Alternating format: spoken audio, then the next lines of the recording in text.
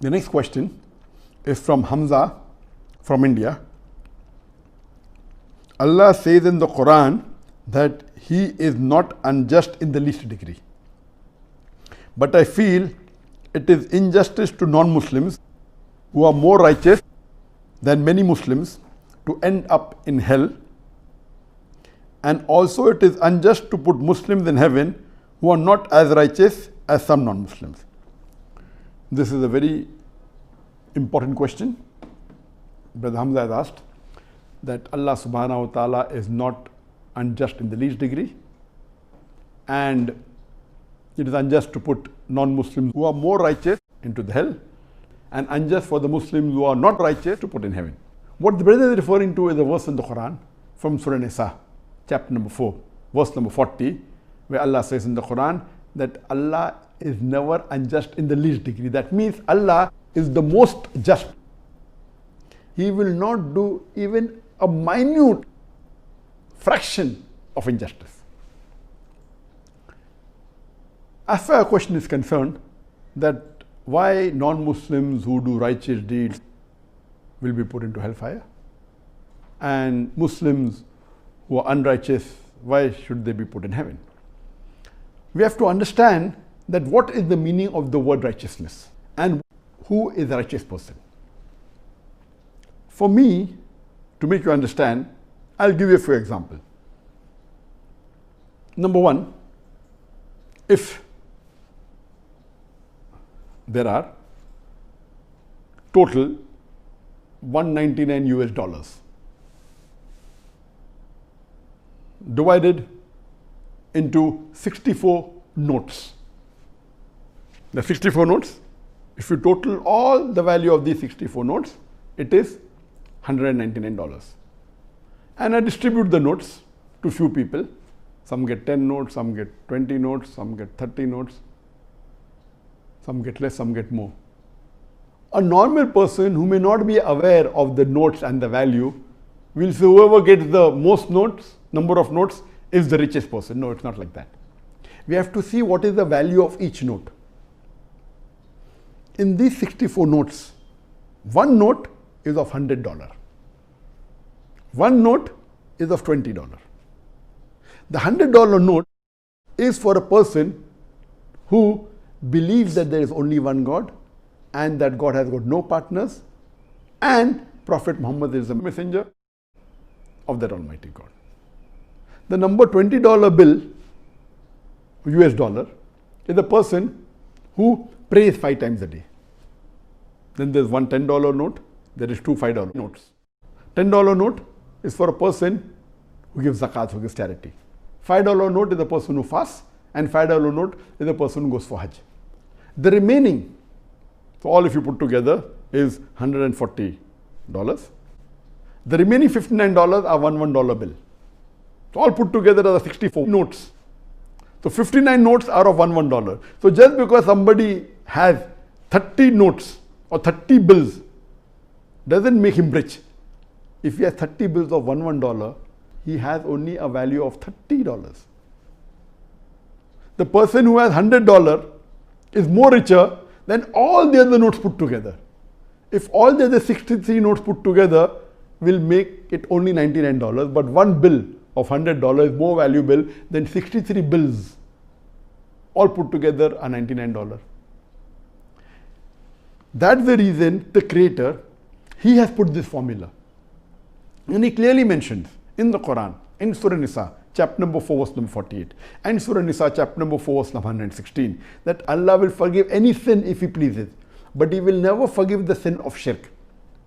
For anyone who has committed shirk has strayed far away, has done the most heinous sin. That means the biggest sin in Islam, according to our Creator, Almighty God, Allah subhanahu wa ta'ala, is doing shirk, is associating partners with Him. It's the biggest sin. And the best thing a person can do is Tawheed. Believe in only one God. And believe that there is no one worthy of worship but Almighty God. And Prophet Muhammad is the messenger of Almighty God. So He is the Creator. He sets the rule. We are the people who are undergoing an examination. Let me give one more example. That in certain tests There are certain compulsory questions which you should pass separately. Like I did a medical examination in MBBS. Besides the theory papers, we had viva voce, orals. Every student had to pass separately in viva voce. Separately. He may score 100 out of 100 in theory paper. But in the viva voce, if he fails the examination. I cannot argue. This is the rule set. So the compulsory paper in Islam is Tawheed. You should believe in one God and worship Him alone and no one else. And the first pillar that I bear witness that there is no God but Allah and Prophet Muhammad is the messenger of Allah is compulsory. If you fail in this, you fail in the test. You may get as many other marks in the other questions. This is number one. And let me give you a third example. That if there is a question paper, the total marks of all the answers in the question paper, it totals to 1000 marks. One question is compulsory, most important, which carries 501 marks. And the minimum passing marks, the minimum passing for this paper is 501. If you get anything less than 501 out of 1000, that means you have to get more than 50% marks. You have to get minimum 501.